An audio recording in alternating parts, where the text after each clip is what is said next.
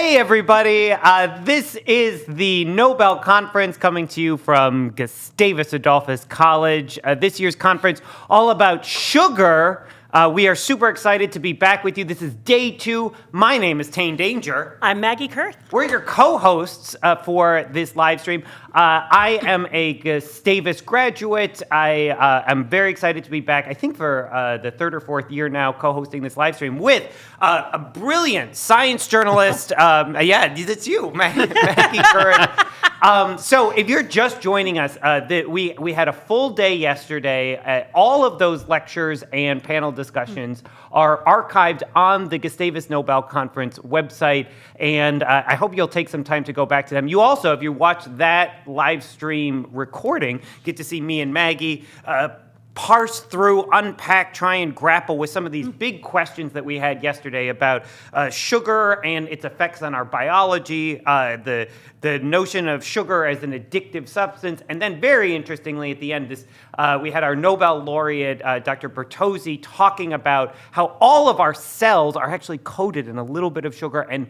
how when we start to better understand that, you can actually start to affect things like whether cells are cancerous or how we fight those and whatnot. I won't try and explain what was a very complex lecture that she, as a Nobel scientist, took a lot of care to unpack. I won't do that in 10 seconds. But we have a full day today, too, and we're very excited. And to help kick it off, we have none other than the director of the Nobel Conference, Dr. Philip Voigt, joining us. And this is your first year as director of the Nobel Conference. First year directing, yes. I was the chair of last year's conference on sleep, and then for the next 3 years, I'll be directing the whole series. And what does that mean? So the director kind of serves a logistical and administrative support role, and you help organize the conference. You work with the committee members to select the slate of speakers and make sure they fit together. Like you'll notice, yesterday was Sugar in Us was the theme.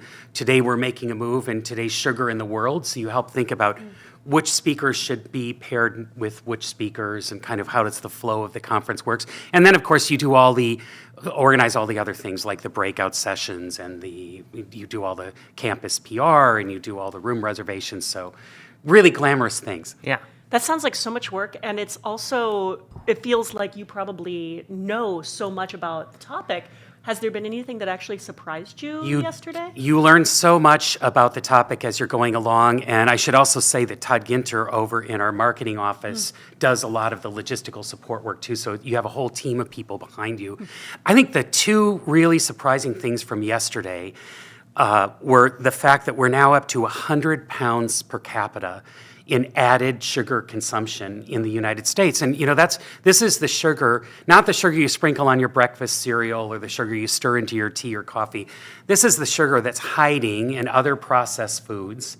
And that was just really surprising. 100 pounds. 100 pounds per person. And that's per year. Per year. Per year. Yeah, per 100 year. Pounds per person per year. And that's a lot. I think you were talking a little before this, like that you had looked up this same stat just a little while ago. Yeah, and it was 77. Oh, so wow. That's something that's really escalating. Yeah. And I don't know if it has anything to do. I remember there was some talk this couple of months ago about Coke is going back to natural sugar. I'm like, I wonder if there's a movement. When I was listening to how Dr. Hu explained the economics of this yesterday, that it's just so inexpensive to use high fructose corn syrup because we grow so much corn. Yeah. That maybe there's something about adding sugar to things that is trending upward. But that really surprised me. I thought that was shocking.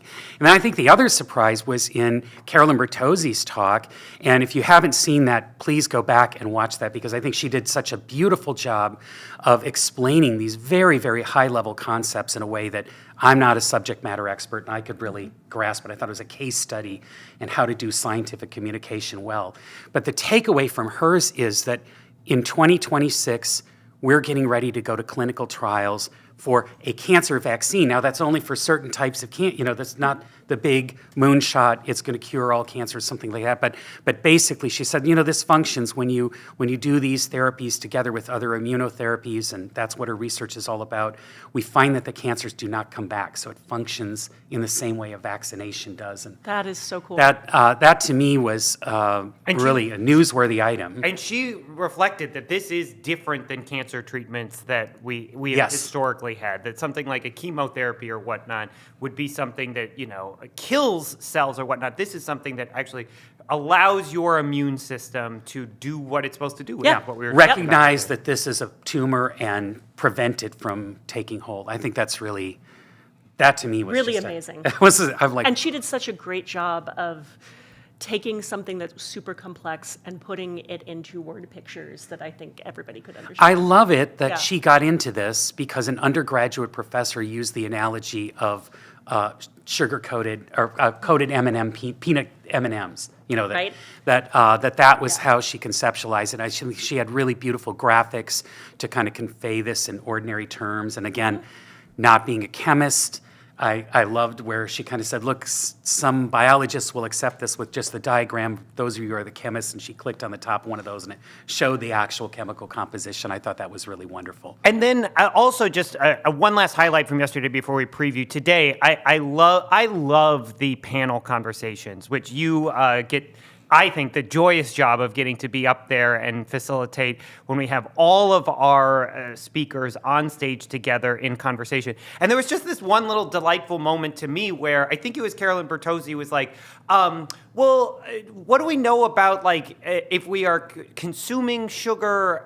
Does that change how the sugar on our cells work? And she was talking about that, and then Dr. Who chimed in Yeah. and said, yeah, there's actually been some studies on this, and you could literally see in the moment two scientists at the top of their field sort of being like, you are doing a little research on this, and I'm Yes. doing a little research on this, and let's kind of compare notes almost. Every year, we get that feedback from the conference presenters that they may spend their entire career talking just to other people, not just in their field, but in their very, very specific subspecialty. And so this opportunity for them to talk across disciplinary boundaries is really great. And I know exactly the moment you're talking about, too. And last year, one of the panelists said, I really haven't been to a conference in years that's not just other chronobiologists.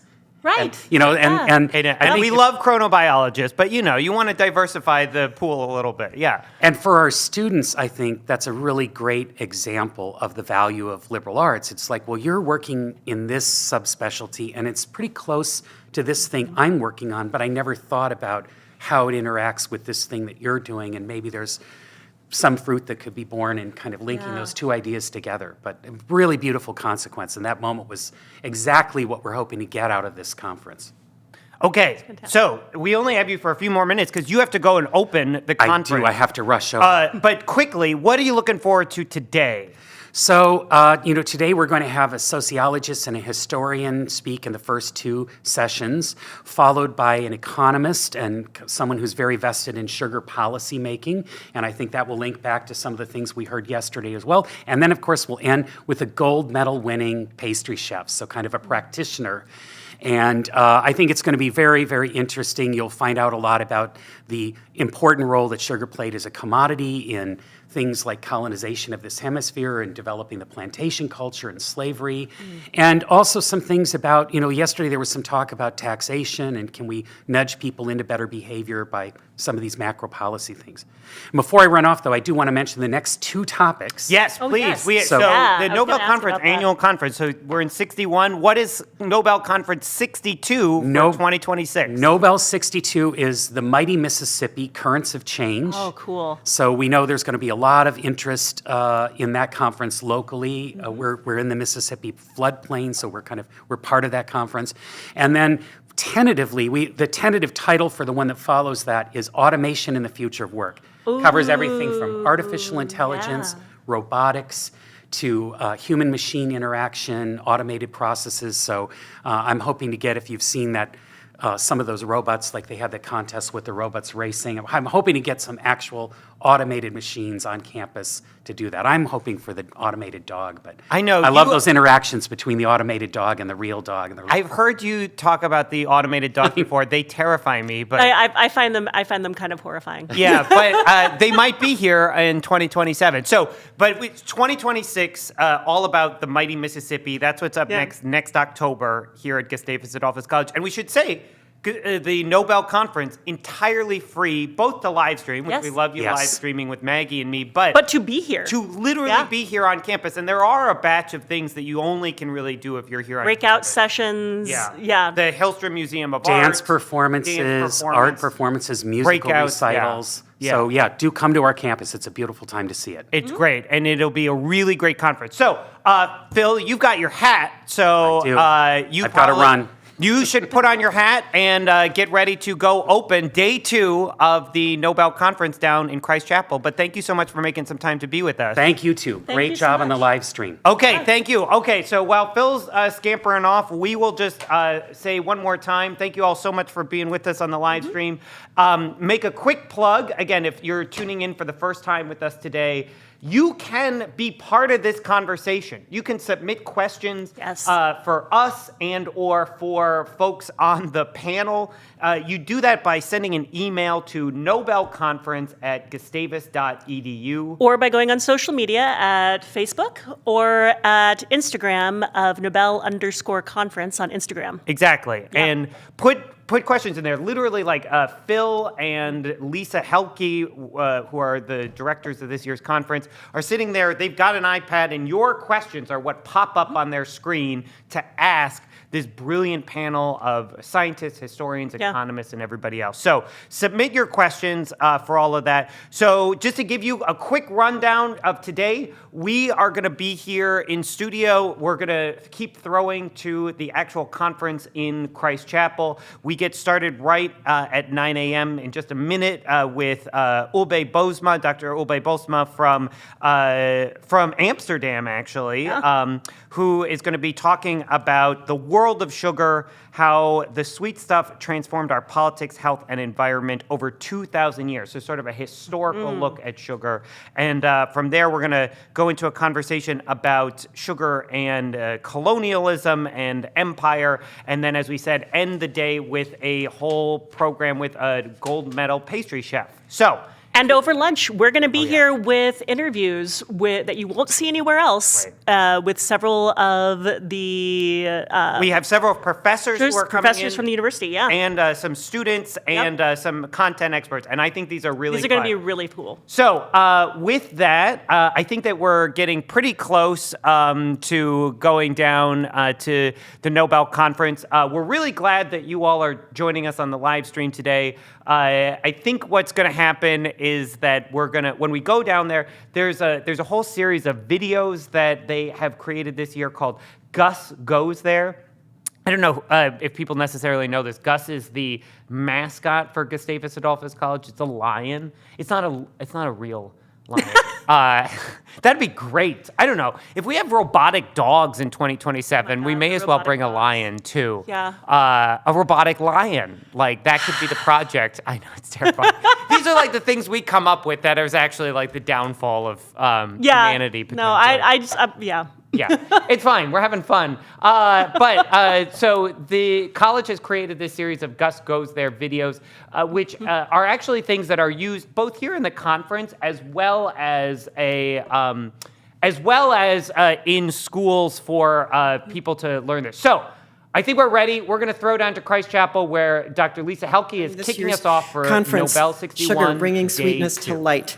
I'm really delighted to be able to introduce today, we are having the world premiere of a series of videos that have been created using the footage of the Nobel Conference over its long history. We invite you to Gus Goes There. And it's kind of like, yeah, Gus goes there. He goes there. It's a series of videos, each of which explores how scientific understanding of some issue has evolved over time. It uses those archival resources, so some of it is in the form of just written lectures you'll see on the screen. Other is audio, and most of it then is video. In 5 very tightly organized minutes, we hear conference speakers through the decades articulate the then current thinking about an issue. So far, we've made climate, genetics, being human, and there's one in the pipeline on scientific method and basic understanding of science. The videos were designed and created with high school students in mind, and we used the Minnesota Department of Education standards, which were newly updated about 2 years ago, to really gear them toward that. Each video includes also a brief written guide that you can find online that provides background on the researchers featured in the video, and also a set of discussion questions, so they'd be suitable for all kinds of contexts. Gus Goes There was created by Field Guide, the communications and PR consultancy that has been partnering with the Nobel Conference for the past 5 years. Research for the videos was provided by 2025 Gustavus graduate and my philosophy advisee, the amazing Jocelyn Morningstar, who was a social media student worker for us for 4 years. Hi, Jocelyn, I hope you're out there. Gus Goes There was created with the very, very important financial support of the Riksbanken Jubileumsfond, an independent foundation established with funds provided by the oldest central bank in the world, which is, of course, the Central Bank of Sweden. Also, the people who fund the Nobel, the prize of the central bank in honor of Alfred Nobel in economics. You can find the complete episodes of Gus Goes There, as well as the accompanying guides, on our Nobel Conference website. Please use them, please watch them, please share them with others, and if you're a teacher, please let us know what you'd like the next one to be. So, roll 'em.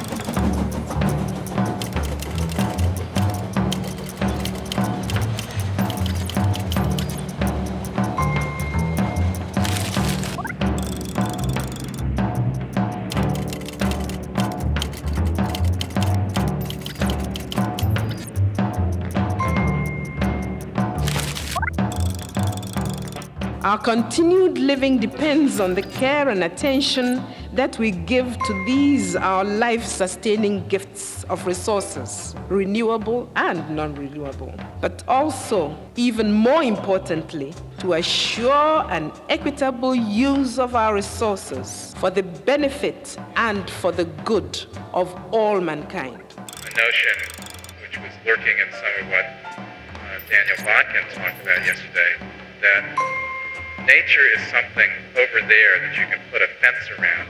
That's where the biodiversity is. And people and what they do is over here, and they really don't have anything to do with one another. What we're really moving toward here is a notion of people living and working within ecosystems.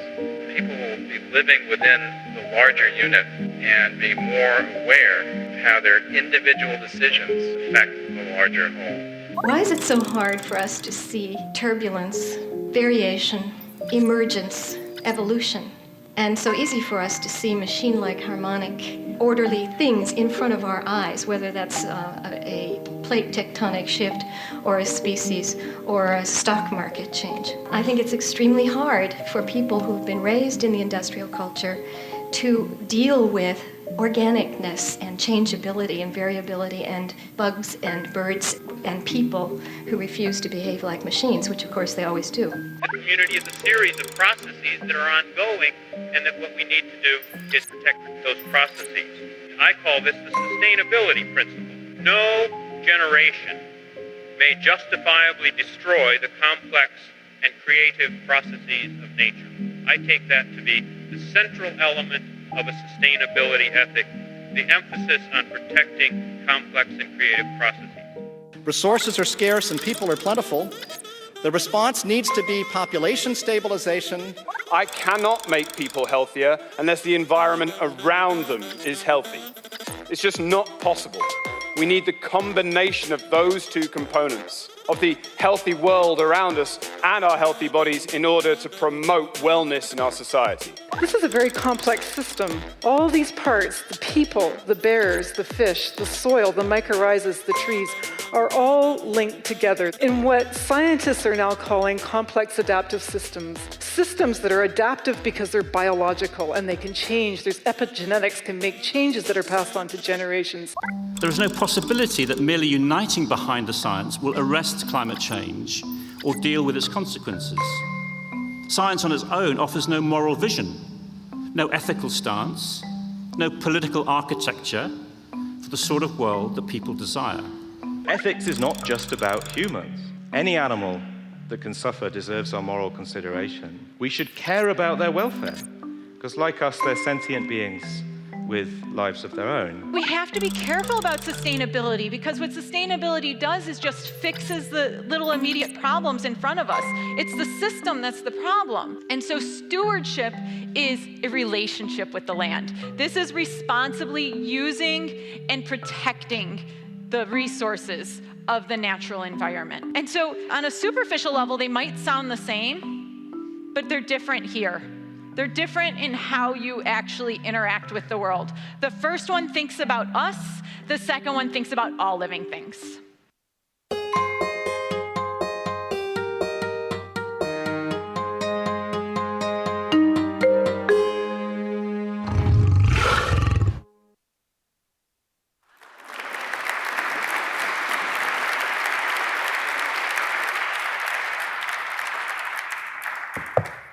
Aren't those just beautifully done? Welcome to day 2 of the Nobel Conference. Yesterday, we talked about sugar in us, and today we're taking a turn to talk about sugar in the world. Before I do that, though, I do have a couple of thanks and announcements to give, and I want to call Barb Larson-Taylor up front. I see her in the back. She's avoiding. I really want to thank the folks in our communication and marketing office, but most of all, we mentioned her yesterday. Come on up, Barb. Please give a round of applause.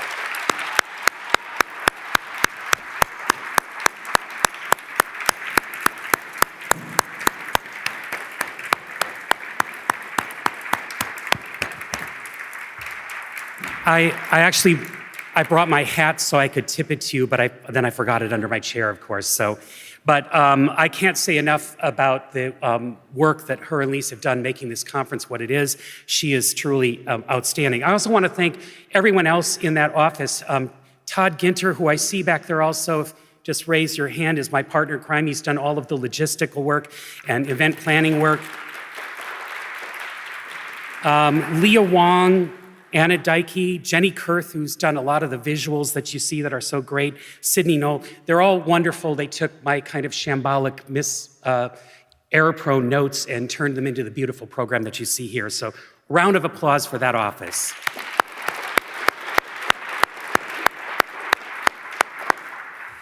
I also want to thank, I just came from the live stream, but Maggie and Tane are doing a great job over there. I'd like to thank them. They're hopefully hearing me say that. Matt Dobosinski and the technical team, our folks at GTS. This is really a collective effort. Everybody's done a great job. We encourage you again, like we did yesterday, please send any questions you have, either in the live stream audience or in the in-person audience, to nobelconference@gustavus.edu. And I want to do one other announcement here. I've just been handed this note that said the Geology Museum in Nobel Hall is open. Come and view our beautiful minerals and fossils and then play in the stream table. I've been here 35 years and you learn something new each time about a cool thing we do on campus. It is an experimental miniature river that will get you in the mood for next year's Nobel Conference, which is the mighty Mississippi Currents of Change. So I want to go play in the stream table, but I guess I'll do that when I'm supposed to be doing my other work next week. At this point, it is my distinct pleasure to welcome to the podium Department of History Professor Kate Keller, who will introduce our next speaker.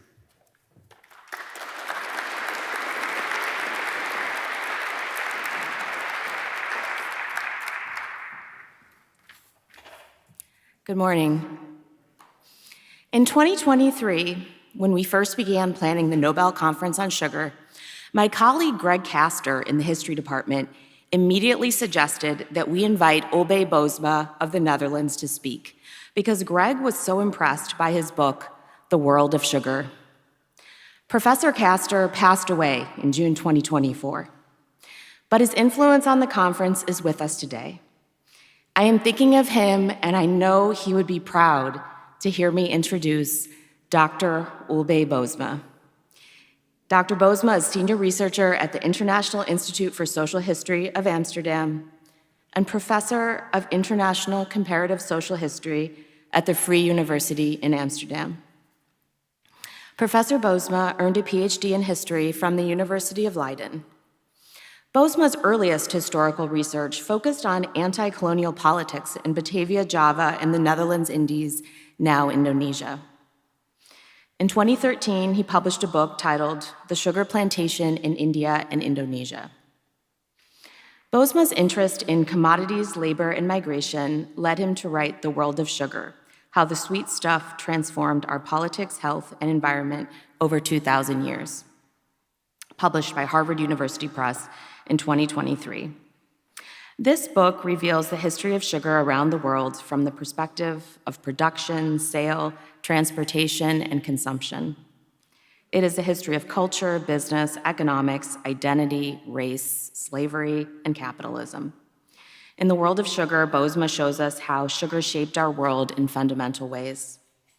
His most recent book is a biography of the 19th century Prussian-Dutch scientist Franz Junghun, who lived in Java. Titled Living on a Volcano, the book uses this adventurous life to reflect on the history of science, ecology, and colonialism. Bosma is one of the leaders of the Commodity Frontiers Initiative, a network of scholars committed to studying the role of commodities in our world. Bosma has been a teacher and researcher in Paris, France, and Bonn, Germany, as well as the Netherlands. He has been awarded a major grant from the European Research Council to support commodities research. He has appeared on BBC Radio and been published in Time magazine. Please join me in welcoming Professor Ulbe Bosma to Gustavus Adolphus College.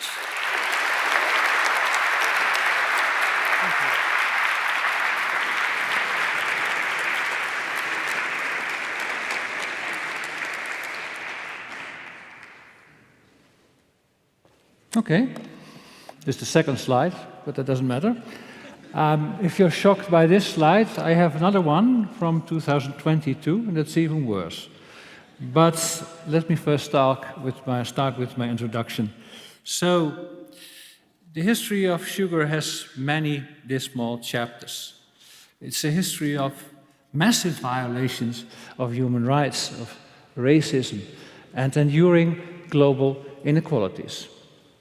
So we need to talk about the history of sugar because of its persistent inequalities and injustices, but also because of our health. We did that yesterday, and not to forget our ecology.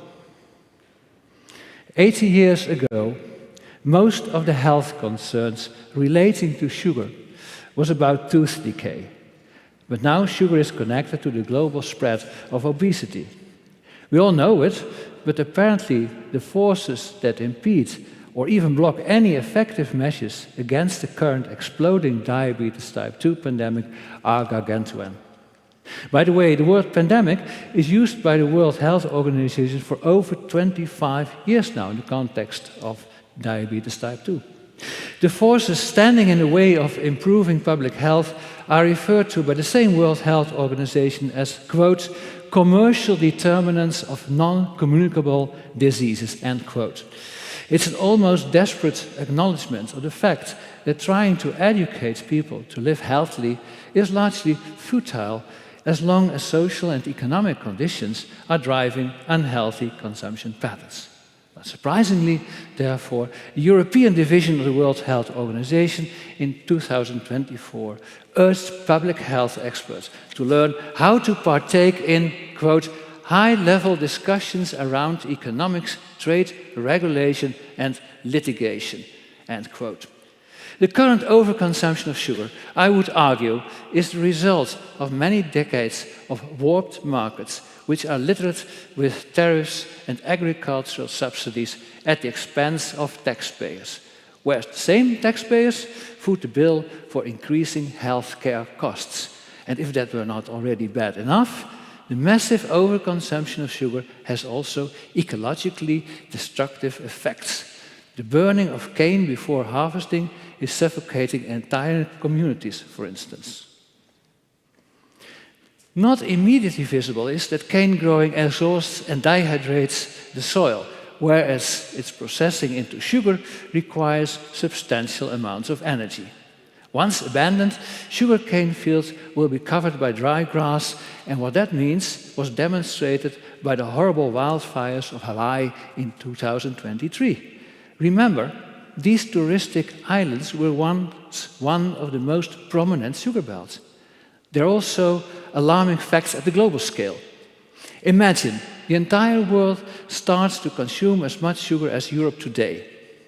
It would require at least 6 to 7% of all arable land, and we talk about high-quality land, because only 20% of all arable land in the world is suitable for sugar production.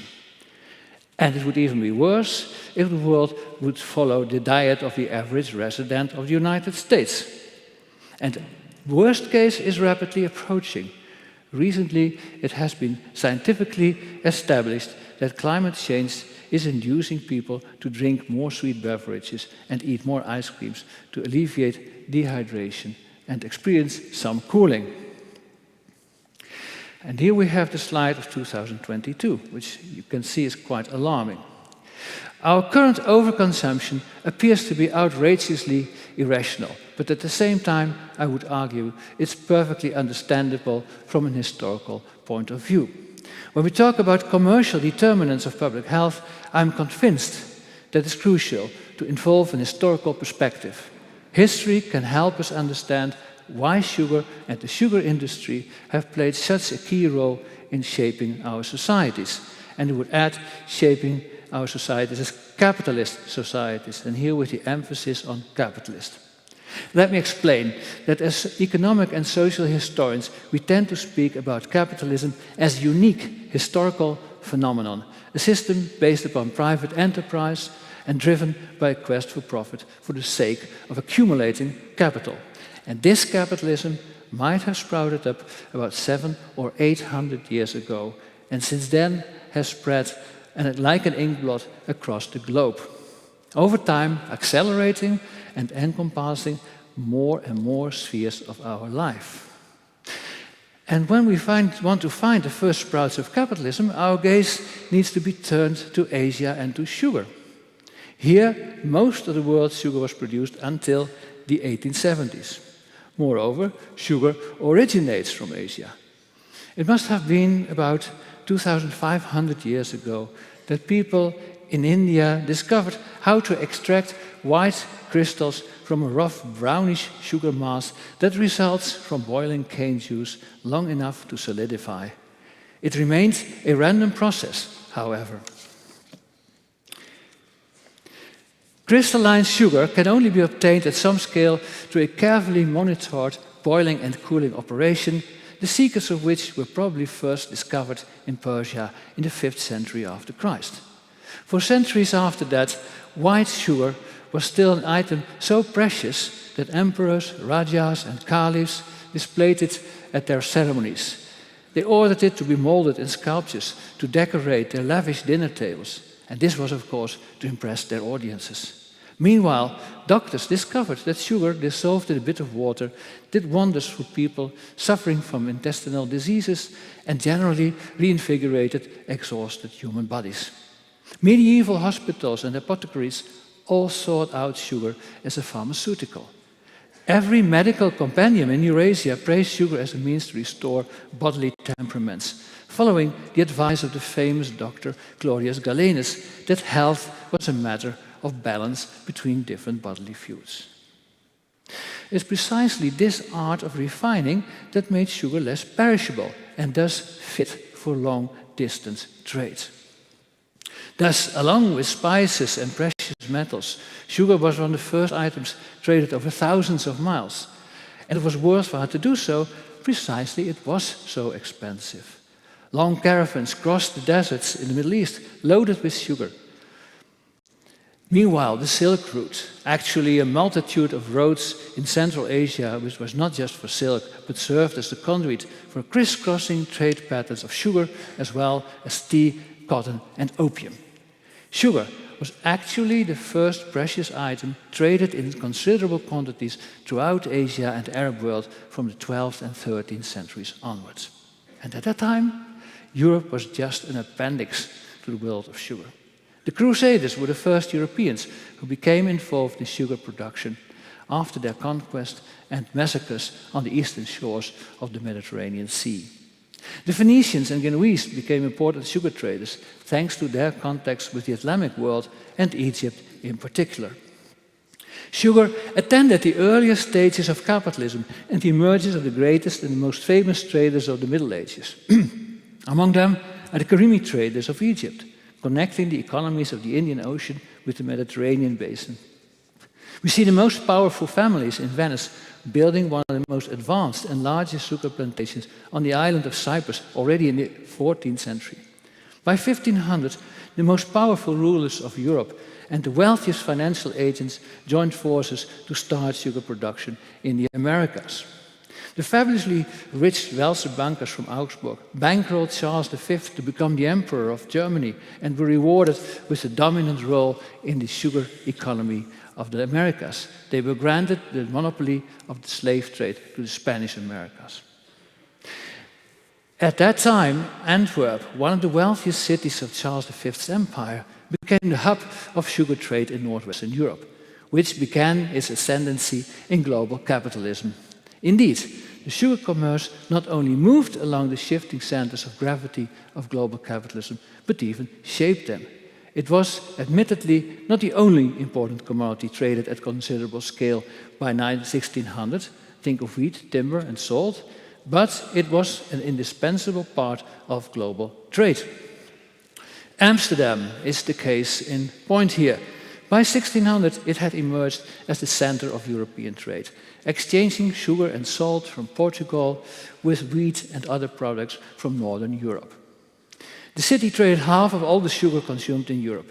By 1660, about 20% of all revenues from import duties of Amsterdam came from sugar. But while sugar emerged as a key factor in shaping global capitalism and colonial empires, it remained at the same time very much part of peasant life elsewhere in the world. And this is remarkable indeed. Peasant sugar dominated in Asia, where most of the world's sugar was produced until the 1870s, as I said. Here we see a very different sugar economy, not with slavery, but one that has been undergirding peasant autonomy, adding to rural income without disturbing agricultural rhythms. It's not the refined sugar we know, but the sugar with a lot of non-sucrose particles left, which gave it its own taste. Consumers may reject the highly refined sugars simply because they are attached to their own flavors. Just Google a bit, and you can find advertisements in India praising the wonderful nutritious value of gur and jaggery, their raw sugars. The gur or jaggery has continued its popularity in South Asia, where a third, and in some regions even two-thirds of all the cane goes to this non-fully refined sugar. And when we shift our gaze to Latin America, we will also notice the widely present non-industrial sugars, the panalas and rapaduras. Sugar capitalism is resistant where it does not suit local cuisines. And this is a nice as well as a significant counterpoint to the relentless conquest of the world by white refined sugar. And relentless and merciless it has been. On its way, it brought enslavement and misery to millions of people. It began when the European aristocracy and wealthy burghers learned to love sugar. Initially, they could obtain it in sufficient quantities from Egypt, from Cyprus, from Sicily, from where it was carried to Europe by Phoenician galleys and Genoese cockships. But in the early 15th century, demand in Europe outgrew production in the Mediterranean region. And even turning the island Madeira, the volcanic island of the coast of Africa, did not help. and thus sugar production found another frontier, the Americas. Tragically, millions of Africans would follow it in captivity. Overall, of the approximately 12.5 million people who were kidnapped in Africa and survived their transport across the Atlantic, nearly 2/3 ended up on sugar plantations. Conditions were horrible at plantations of all kinds throughout the Americas, but those on the sugar plantations were the worst. The entire labor process of cane growing, cutting, milling, and the boiling was extremely exhausting and dangerous. And added to that came the systematic sadism of white overseers. While enslaved people fought for their freedom, the consumers of sugar in Philadelphia and London, and to a lesser extent in Paris, became more and more aware of these horrors. Being informed about frequent slave rebellions with rapidly growing printed press, the literate urban classes in Europe and the United States, and I should mention the Quakers in particular, increasingly protested slavery as a mortal sin. A popular pamphlet condemned the consumption of sugar, quote, stained with spots of human blood, unquote, a shocking, almost cannibalistic image. Thanks to the hundreds of petitions with hundreds of thousands of signatures, in 1807, the British Parliament decided to ban the slave trade in territories under its control. British households banned slave sugar out of their homes, serving the guest sugar from India. You can see that the sugar bowl there. A sugar not made by enslaved people. And on top of the rise of the abolitionist movement came the revolution in Haiti, at the time the world's largest plantation economy. It shook the foundations of Europe's capitalist economy that had benefited so much from the Atlantic slave-based commerce. But sugar capitalism smoothly adapted to the new social reality. The German inventor Franz Karl Aschar developed an industrial process for extracting sugar from beetroots instead of sugarcane. Meanwhile, new steam-driven technology revolutionized the crushing and boiling processes of sugar. Hundreds of steam-driven cane crushers entered the sugar plantations across India, Louisiana, and the Caribbean. One visionary proclaimed that these iron slaves would soon replace arduous human labor. He was wildly over-optimistic, however. Although better transport and more efficient processing of sugarcane saved labor and made sugar significantly cheaper in the 19th century, the production of sugar still required more and more labor. First of all, because sugar consumption in Europe and in the United States increased tenfold over the 19th century, but also because it took another century before big harvesting machines arrived. The fields still had to be worked by millions of manual laborers. The cane fields of Brazil, Cuba, and Louisiana continued to rely on enslaved labor. By the 1860s, when Karl Marx was writing his Capital, half of the sugar consumed by the industrial proletariat in Europe and the United States was still produced by enslaved people. Meanwhile, sugar had become the world's largest traded commodity, with geopolitical ramifications that were not less significant than those of oil 100 years later. And yes, the comparison is in more than one way appropriate. Sugar, in its pure form, is everywhere the same. A single molecule, a carbohydrate like oil, a product with multiple applications, and one that can be made of anything that contains carbohydrates. You can make it from cane, beet, grapes, and so on. And let us not forget sugar's cousin, we talked about that yesterday, with its provenance in the cornfields, high fructose corn syrup. It's omnipresent in America's food. Cornflakes and yogurt, ketchup, salad dressing, soda, sports drinks. Look at the ingredients labels of almost any packaged food on the kitchen shelf, and you will find sugar. And in the United States, you will find high fructose corn syrup. Far too much calories, surely. The question that intrigued me as a historian, however, is how sugar could enter our food systems to such an incredible extent. Sure, the fact that sugar can be produced cheaply in almost unlimited quantities and subsequently stuffed in our food has enabled it to become a prime health hazard. But that's not enough of an explanation. It leaves us with the big question why the World Health Organization's announcement of the diabetes type 2 pandemic in 1999 did so little to set the wheels of government bureaucracies in motion. No amount of doctors' warnings or official guidelines regarding acceptable maximum levels have been able to stem the unfolding global health crisis. Again, it appears to me almost an act of desperation when the World Health Organization urged the medical profession to become more politically savvy. And this brings me back to my point that historians have something to say about our current sugar predicament. I think that our contribution is to help shift our attention from individual to collective responsibility, from blaming human indulgence to an understanding of how our consumption patterns are the result of our economic and political histories.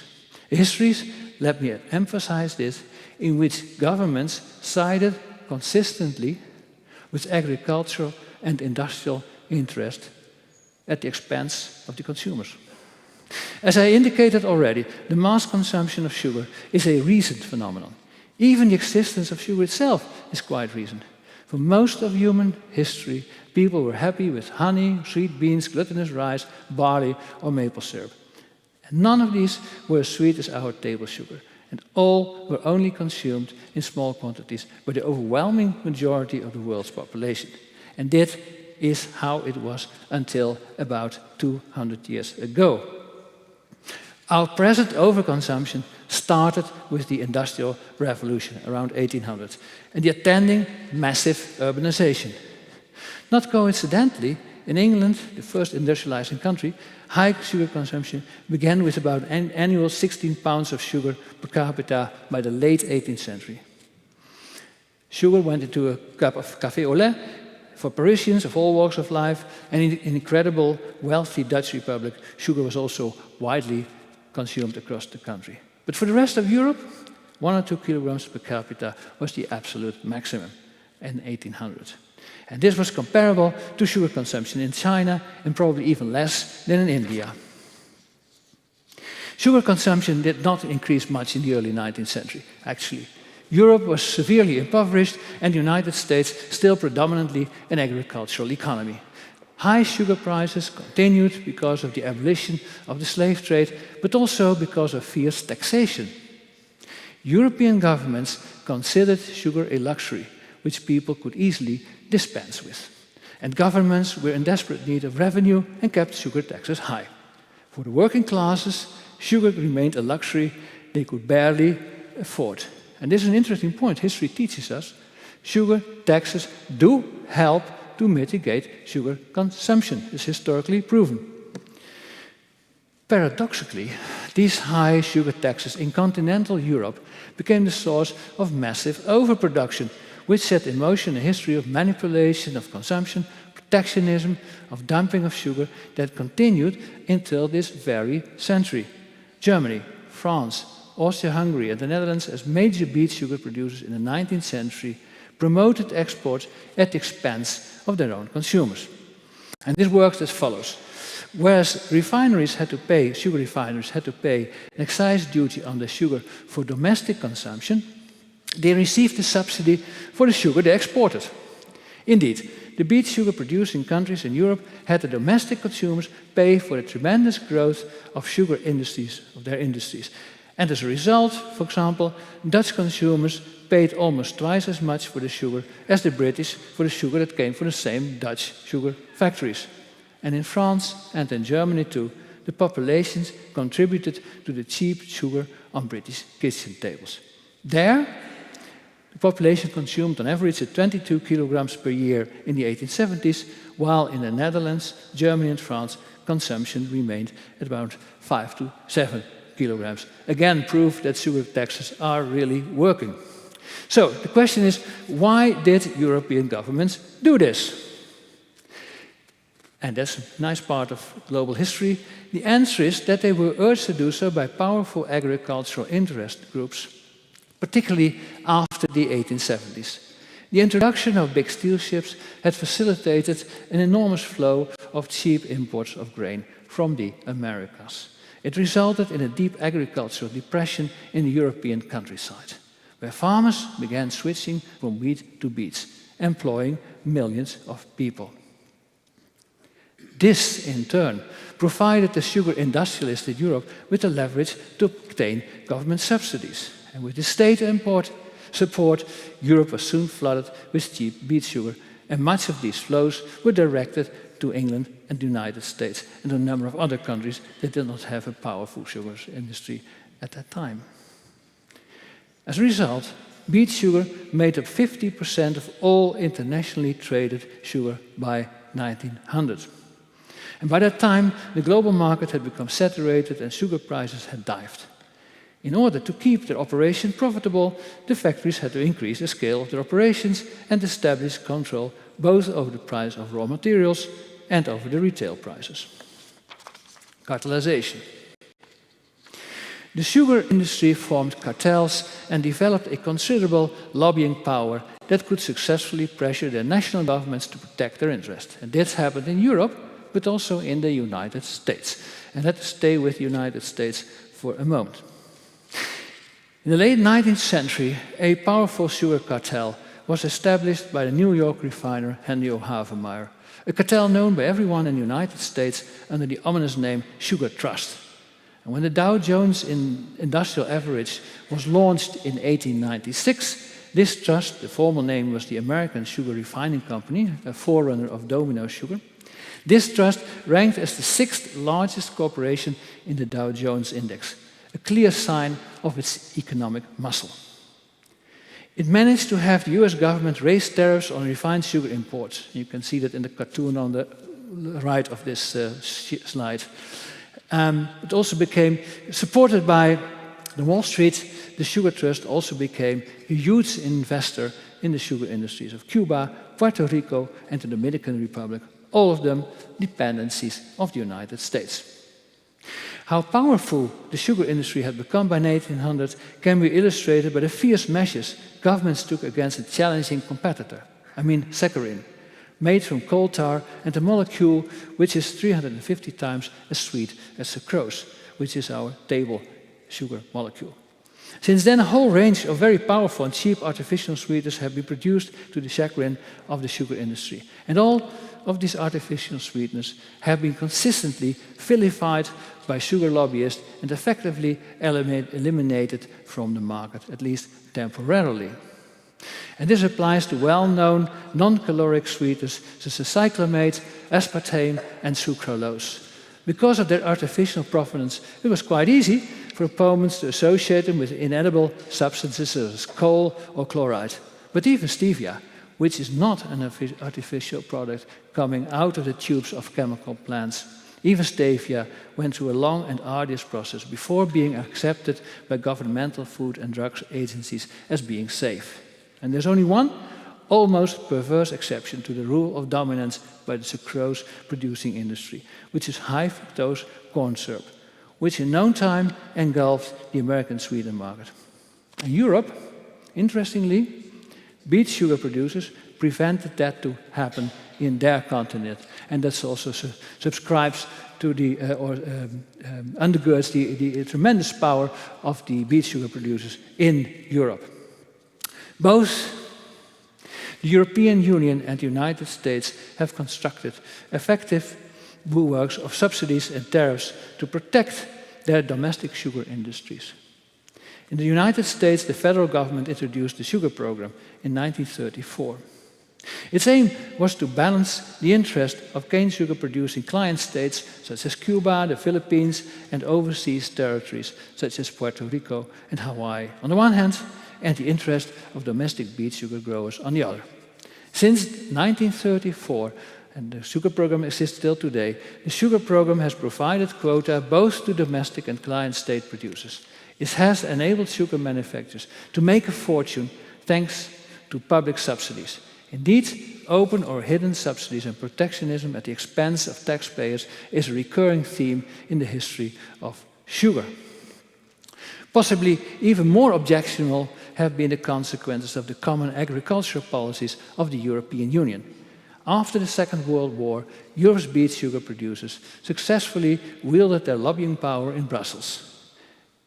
Europe's common agricultural policies have been heavily influenced by the interest of hundreds of thousands of sugar beet growers and highly concentrated sugar industries entwined with the food industry. It led to massive dumping by Europe and the global market, wreaking havoc on the sugar-producing regions in the global south. Only after litigations by Australia, Thailand and Brazil at the World Trade Organization in 2005, Europe's sugar dumping has gradually but significantly been reduced. The European and American sugar policies have often been criticized as both immoral and irrational. We need to understand, however, that these policies have deep historical roots. Moreover, like the oil industry, the sugar industry is deeply integrated into other sectors, and like the oil industry, it's heavily resisting competition from alternatives. Indeed, while it's heavily concentrated as the oil industry, the sugar industry has the additional significant advantage of its broad base of cane and wheat growers, which provide a political electorate. But what about the consumers? What about the consumers? How did they become accustomed to devouring these staggering amounts of sugar, from a spoonful per week by 1800 to today's almost a kilogram every week by every average person in the high and middle-income countries? My answer is that mass consumption of sugar was pushed by the industrialization of food production, which in turn was connected to massive urbanization. For most of human history, the far majority of people lived in the countryside and predominantly produced their own food. But this changed when people moved to the cities. No longer were they able to control the provenance of their food. Urbanization was attended by many instances of food adulteration and even outright poisoning by additives that were not fit for consumption. Moreover, like the armies, cities require immense logistical effort to feed mouths. Industrialization of food helped in this regard. To relieve the migrants or army soldiers from drinking spoiled and thus sour milk, for example, Gail Borden developed the condensed milk, a product indeed that is loaded with sugar. These and many other industrially manufactured food products can be kept on the shelves for weeks, if not months, instead of days. But it was not just a matter of hygiene or convenience that sugar became so ubiquitous.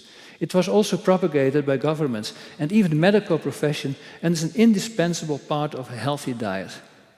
In the late 19th century, urban proletariats were often undernourished and lacked energy.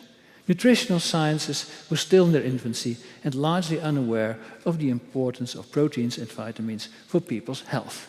Their assumption was that improving the diet of the working classes was above all a matter of inserting a fair amount of calories.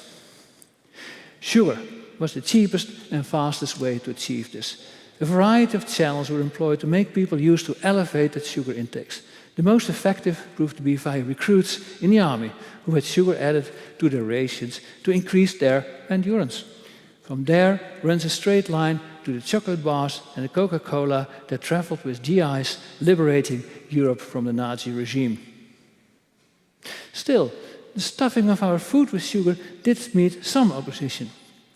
Critical voices could already be heard in 17th century Dutch Republic, where sugar had become widely accessible. It was extensively used to preserve fruit that could keep well throughout the winter. Marmalades were made from lots of sugar. Bakers displayed marzipan, macaroons, banquet letters, sugared almonds. And for those who could not afford that all, there was sugar syrup, a byproduct. Not surprisingly, therefore, that the first severe warnings against sugar production were given in the Dutch Republic. In the 17th century, the Dutch physician Steven Blankaart attributed all kinds of ailments to sugar. He observed that children who ate a lot of it developed fat bellies and were tormented by worms. He was not concerned about obesity, however, because sugar was not that common enough for that time. It was not yet common enough for that. It would take another 150 years until that happened. At that time, the medical profession made a point about the relationship between sugar, obesity, and what is now known as type 2 diabetes. As early as in 1845, the famous and highly respectable medical journal, The Lancet, published an article on the causes of obesity and diabetes and blamed sugar. And this article appeared well before sugar became a mass consumption article in Europe. The first low-carb, non-sugar diet was already published by Britain's William Banting in 1862. This man was a high-end undertaker, counting the British royal family among his clientele. But with his wealth came obesity, and his physician advised him to drop the carbs from his diet, otherwise he would soon become his own customer. Banting heeded this advice, lived for another 15 years after having published his brochure entitled Letter on Corpulence, which saw a number of reprints. Today, Banting is synonymous with going on diet in South Africa, for instance, where Tim Noakes propagates low carbs, lots of vegetables, and high fat. Interestingly, Noakes revived Banting after almost a century of silence about this publication of the British undertaker. Of course, more and more people became aware of the fact that sugar in large quantities makes you fat and sick. But the sugar industry knew this as well and devoted its marketing efforts to obscure the fact.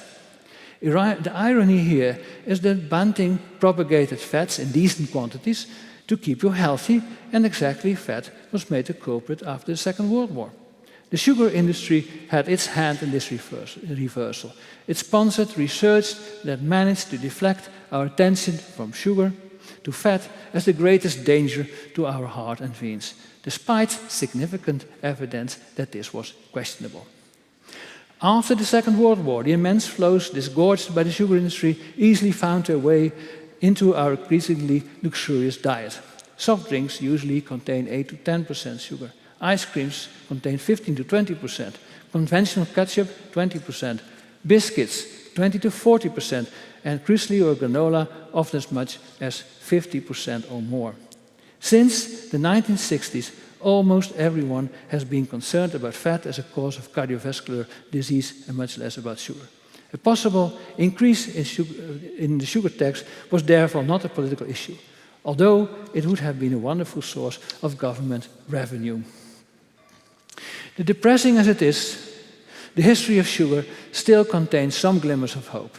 It shows that there's nothing natural about the amount of sugar we consume now.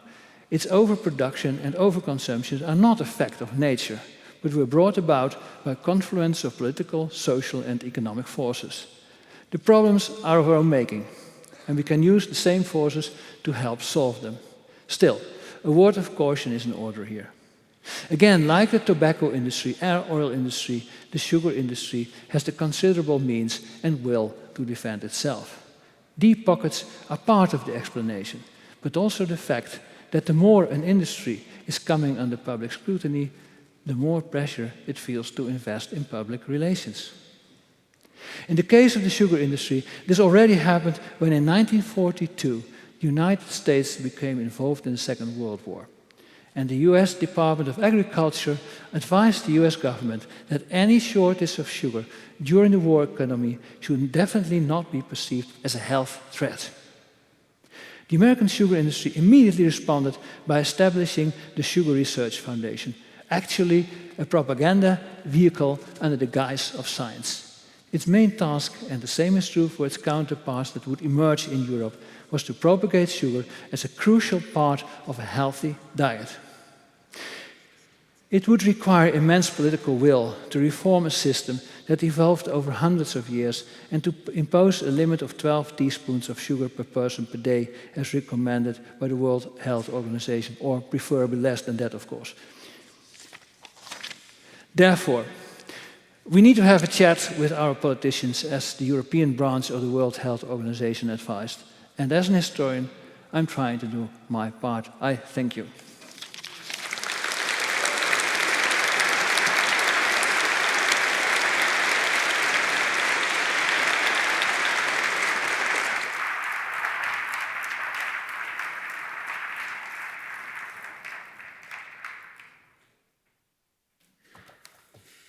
Well, now I would like to call to the podium Anna Versluis from the Department of Environment, Geography, and Earth Science, who's going to introduce our next speaker.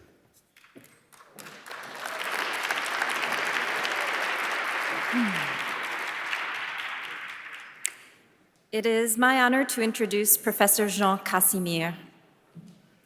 When I first came across his scholarship in a 1992 United Nations report, the title, while serious, also made me laugh. The Caribbean, One and Divisible. Professor Casimir asked this question. Since 1492, the Caribbean underwent genocide and was repopulated by people from all different places, ethnicities, and languages.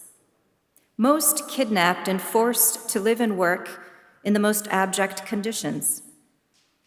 In this forced conglomeration of individuals with almost nothing in common, how did the idea to become sovereign people emerge? Not only was it a fascinating question, I had to ask myself why it had never occurred to me before. Professor Casimir writes, social science has no justification other than discovering how the dominated can recuperate their history. Imagine that first moment of contact in 1492.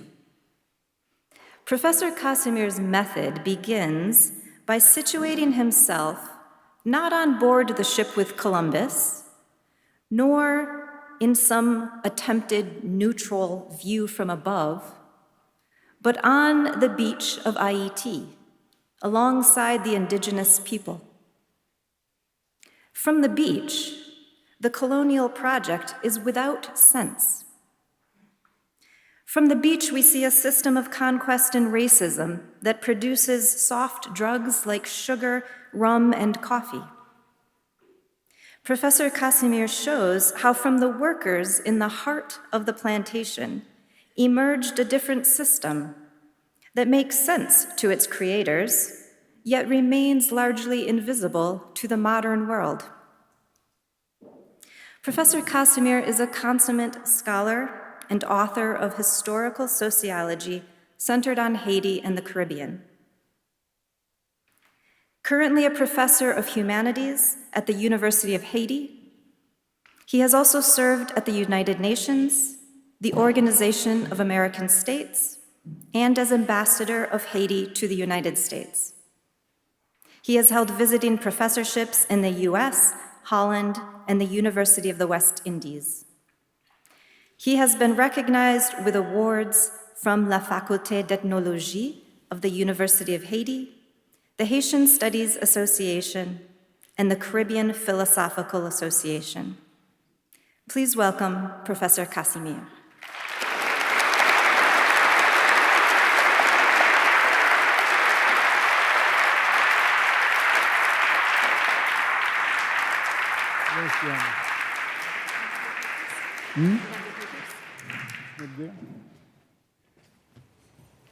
Oh, merci.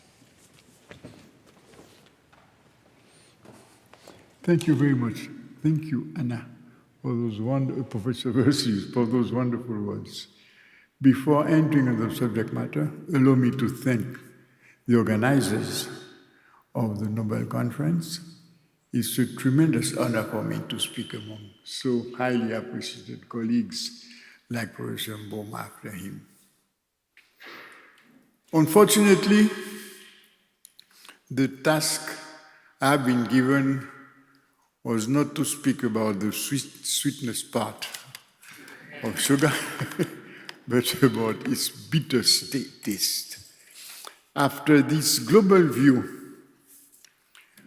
of the rise of sugar from a commodity for the few nobles and rich people of Europe to a popular, even threatening global predominance, no?